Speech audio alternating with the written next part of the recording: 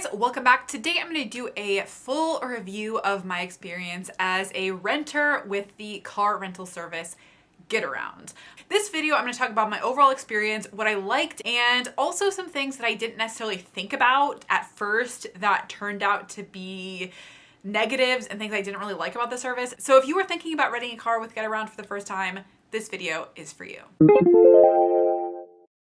Now, first, I just want to say I do have a referral link with Getaround. So that will give you, I believe, $20 off your first ride. It also gives me some credit for them. So check that out in the description box if you find this video helpful and you want to save some money on your first ride. Now, let's just talk about what Getaround is. So basically, Getaround is a non-traditional car rental company. It's basically been called like the Airbnb of car rentals. Basically, anyone with a car that wants to rent out their vehicle can post their car on Getaround. Getaround does not have any physical locations. It's basically just individual car owners who are renting out their car and you rent directly from them. Overall, how our experience went is we put in our address on Getaround website. They had a map pop up with all the different cars available in our area. We picked the one that we were interested in, and after we reserved it, we got a email or like a confirmation that was written by the owner that gave instructions on like how to access the garage where the car was parked. They told us how to access the keys, all of that kind of stuff. On the day of our rental, it was a completely contactless experience. We did not actually have to meet the car owner in person. How it works is they give you instructions for how to access the car, and then you can actually unlock the car with your app. That is how you access to open the doors of the car. And then the actual keys were stored in a lockbox that was hidden inside the car. At that point, we were free to drive it around for the day.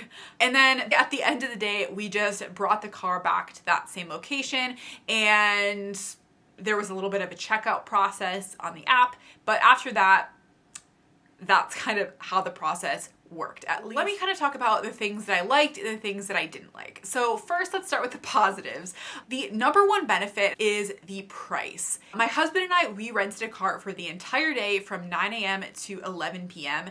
and there were cars available with our time frame that were only like $30 or $35 for the entire day. We decided to rent a bit of a more expensive car that was like $60, but the majority of the cars were between $30 and $40 for the entire day. And this was like 2 days in advance. I thought the price was amazing. The second thing that kind of goes along with the price is there's not a lot of hidden fees when you're checking out the car. So normally I hate car rental experiences because you think you're getting some great deal and then you go to check out and all of a sudden it's like $50 or $100 more than what you thought you were signing up for. And Getaround was not like that at all. Really, the only fees that are kind of mandatory or fees that apply to everyone are, number one, obviously you have to pay taxes for the car. And then number two, there is a fee for your first rental where you have to pay to basically get your car, basically your driver's license verified. It was $10 or $15. However, on their website, they say that this does vary by state. However, that fee only applies for your first car rental. And after that, you don't have to worry about that. And then the other thing is you are required to fill up the car with gas, but I don't really consider that a fee. It's just kind of a normal car rental thing that you have to pay for. However, there are some other fees that do not necessarily apply to everyone, but you may want to think about. So for example, there is a fee if you're under 25. There's a fee if you go over any allotted mileage that you have with the car. There is fees if you like cancel your reservation, or if you damage the car, obviously, or smoke in the car, or return the car really messy and things like that. Definitely read the fine print when it comes to all that stuff, just in case there's anything that you need to watch out for. Now, the third thing that I really liked about Getaround is the flexibility of location. Normally, when you're renting a car, there may just be like one location at the airport and maybe one location in a city center area. But with Getaround, there are cars all around the city. With us, there were many different cars in walking distance of where we live. Personally, I thought that was a pretty big benefit. When it comes to flexibility, what was also really nice is there's a lot more variety of cars available. So they have regular cars, but they also have like pickup trucks, specialty cars. There's a lot more variety of cars available. So that's another thing that I really liked. The next thing is the car rental experience was very seamless. As I mentioned, it's a contactless experience. So you just go to the car, you unlock with your app, and you can just be on your way. It's not like a regular car rental place where you have to wait in line and you have to deal with the people and sign a bunch of paperwork and like just wait forever to like do all the stuff. For the most part, it's pretty much just reserve your car, grab your car, and leave. The overall experience was pretty seamless. And another pro is you are choosing your exact car. With most car rental places, you're choosing like a general car or like a type of car, but with Getaround, you are picking your exact car. You get to see photos of the exact car you are picking. So if there are things in the car that you specifically want to make sure that you have, and for whatever reason that is important to you, that is a benefit that I have found with Getaround. And the final pro that I liked about Getaround is there is no kind of membership fee.